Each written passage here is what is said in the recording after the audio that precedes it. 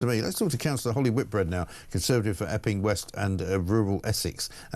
She's here speaking about what happened yesterday, that ruling from the High Court, which basically said that the planning rules now would suggest that the Bell Hotel is not actually operating as a hotel. Therefore, it cannot house the migrants in it on the basis that it is a hotel. Holly, very good morning to you. Good morning. Good for you. Good to see you, and congratulations for winning your brilliant case against the Home Office.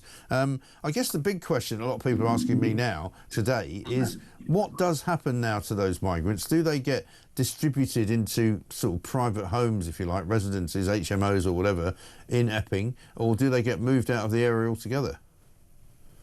We don't know at this stage, but what I would say is it's not the job of the council to find accommodation for the asylum seekers who were in the hotel. Right. It's the duty of government, and of course, if the government were to look at HMOs, which also have regulations as well, the council would look at ways of trying to oppose that. Because personally, I believe that would be a completely inappropriate place, particularly without the infrastructure around it, and actually, again, not knowing who's put in those HMOs and where. Yeah, because the Home Office, I know you had sort of tried to reason with, didn't you, before you got to the case, the actual court case, where you actually written a letter as the council to the Home Office to say, you know, we don't think this is an appropriate use of the Bell Hotel, and we'd like you to remove them, the migrants. And from my understanding is that they didn't even respond to that.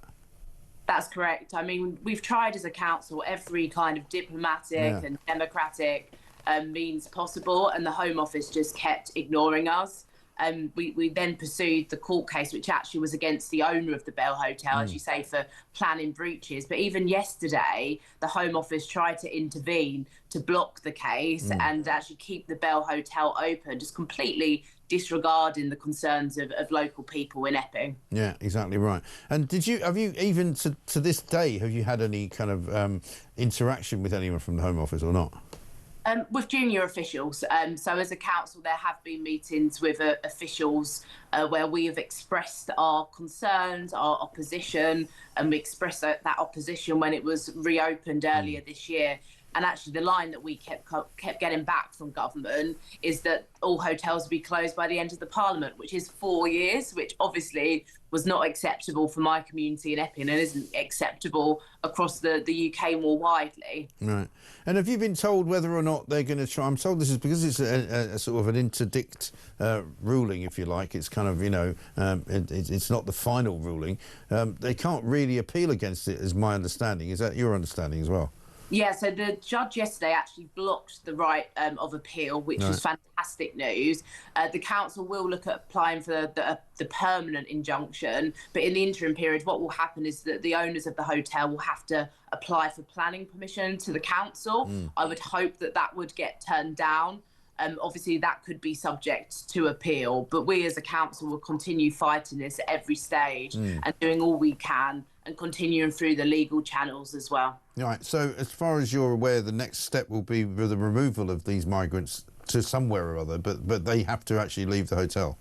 Yeah, so in 2 weeks' time, the hotel has to be closed for this purpose, and then if the hotel owners wish to continue to use it for this purpose, a planning application will have to be submitted to the council. Yeah, and your best wish would be that they get removed from the area altogether, right? Absolutely. I think I mentioned previously that we've got 2 hotels within Epping Forest District, so we're already taking more than our fair share of illegal immigrants. And we've just seen, you know, this site is completely untenable. I don't agree with the use of asylum hotels full stop, but with the disruption we've seen and also the incidents which have happened as a result of residents of the hotel, it's completely unacceptable for Epping to have to put up with more of this. Yeah. And have you had any conversations with any other councils around the country who have come to you and said, we'd like to do the same thing, can you help us? Yes, so Broxbourne Council have decided to take legal action. They're actually our neighbouring council just over the border in Hertfordshire. Yeah. They've got a hotel in Cheshunt, so they're looking to take legal action, which is good news. And I think if councils can use their planning rules and use the law to try and stop this, it's a good way forward. Well, it may be, it's the first positive step in the right direction that anybody's ever done. So, I mean, I think you guys will go down in history as real, you know, game changers, because quite frankly, consecutive governments have said they're going to stop the boats, they're going to try and arrest all the people that come, and none of it's ever worked. Whereas, you know, suddenly now we've got a positive act by your council, and it might even be effective on the smuggling gangs who will say, crikey, you know, if now the rule is that you can't stay in a hotel, maybe they won't come. I think so, and I think that's what we need. We need more deterrence to stop people coming over. If it was up to me and if I was in government, it would be stopping the benefits and the soft system that we have. But I think certainly deterrence, like having no cosy 4-star hotels to stay in, is good. But I do hope other councils follow suit, and we will keep going with this because we do have other hurdles to get through to make sure that this is closed for good. Yes, and will you go after the other hotels as well then, the other migrant hotels? Yeah, so we'll be looking at our options.